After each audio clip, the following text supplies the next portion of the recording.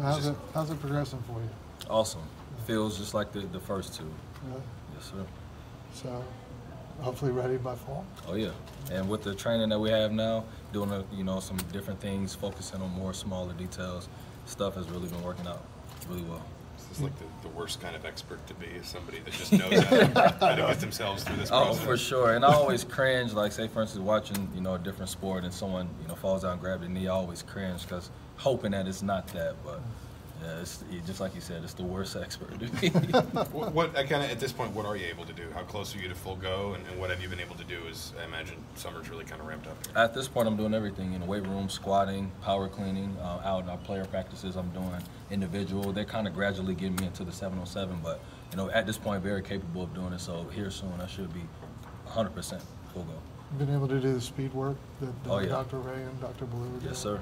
Yes, sir. Doing What's all that that been stuff. Oh, it's pretty awesome. Seeing all the different numbers and all the things that Dr. Ray has, brought. It's completely different than the norm that that I've seen.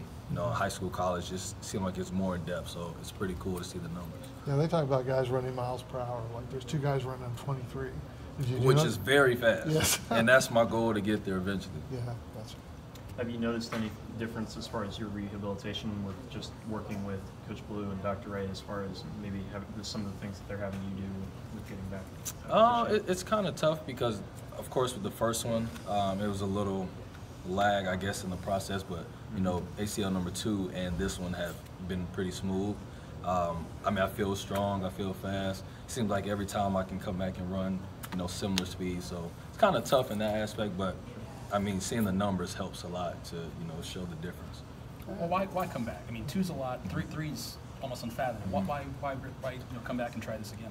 There's something about this sport, man. It's, I was blessed with the opportunity to play here, full ride, and, just being a part of this atmosphere is hard to get rid of.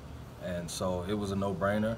My family get to watch me play again, and if I can sacrifice that now to be a shining light for someone, who's been through it, and for them to know that they can go through it and they will, prosper through it if they keep the right mindset, then that's all, I get the joy out of that. So. Has there been anyone like that for you? Anyone you've looked at who's kind of overcome, some adversity? I've talked to a couple people in high school. There was a kid that plays basketball at Ball State. I don't know why his name slipped in my head, but my mom worked at HSE and he played basketball there, so I gave him a couple encouraging words.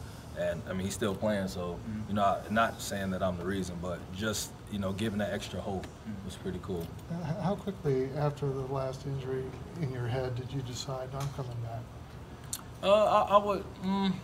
Of course, there was a little doubt in the beginning, and I have to thank my family and specifically Colin Francis, one of our former trainers who's now with the Ravens. He made it clear. He was like, hey, we're about to go through this. He could see it in my face a little bit. I was questioning a little bit, but I still wanted to, and he gave me that extra like, yo, we're doing this. So that helped out a lot. We're asking about the injury. I'm sure everybody's asking about the injury. But what do you take from last season? Especially the weapon you kind of became on special teams. Where do you think as you do get healthy, you can kind of expand your game from last year?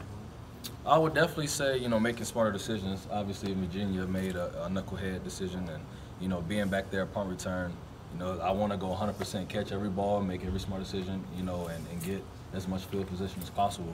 And definitely on the receiver side, work hard and try to get out there and get some more reps. It's kind of a two-part question, but obviously new face at the quarterback position, and also you have Coach Hinge now working a little closer with the special teams. Just on each of those sides of the ball, how has the off-season been for you in the early parts of the summer? Oh, the off-season's been awesome, especially in spring ball. Coach Hinge had the specialists working their butts off, so those guys are definitely getting better, and especially at the quarterback position. We got all the quarterbacks we have. Everyone's working really hard to achieve the goal that we have this year. How's your relationship been with Brandon or some of the other new faces like Michael who's come in for the spring so far? In the locker room, I've been pretty good friends with them. I haven't had a chance to, spring ball, Mike was here, and now Brandon's here. So we've, had a couple sessions of just getting better receiving the quarterback. So I've had a chance to catch a couple balls from them, but it hasn't been enough, for me to, I don't know, say too much. When you did get injured last year, it being your third tear, did you kind of know it when it happened that that's what it was? I didn't. It was odd. It happened, we had got a safety on Maryland, and when I caught the ball, just took a normal step to go forward. I kind of felt a little lag, and then as I was walking back to the sideline, it was popping a little bit, and Kyle, a head trainer at the time, or still a head trainer now, he, told me to do some cutting drills. I did cutting drills, no problem. They brought the knee brace out, and over time, it just kind of felt weak. Then I tried to go out one more time, and then I felt it. I was like, yeah, there's something weird. Right. Does it really feel like a comeback now that you've kind of gotten used to this process of kind of getting back? It's almost like deja vu, to be honest. It seemed like hopefully it's the end, but the past couple of years, it seemed like it's just a dream that keeps happening. So, the first one was always the toughest, and thankfully I've had a strong enough support staff to help me out throughout the process. Can you put a percentage basis on where you are right now on the recovery? I say about 90 to 100, to be honest, in that range. So at a pretty good, spot, especially going into fall camp and continuing out our workouts and getting stronger in the weight room. What were your conversations like with the coaching staff, particularly Coach Allen, as you were weighing, whether to come back for another year? How did they, their feedback, I guess, influence you ultimately deciding to come back? They always believe me, especially Coach Hurd and Coach Allen.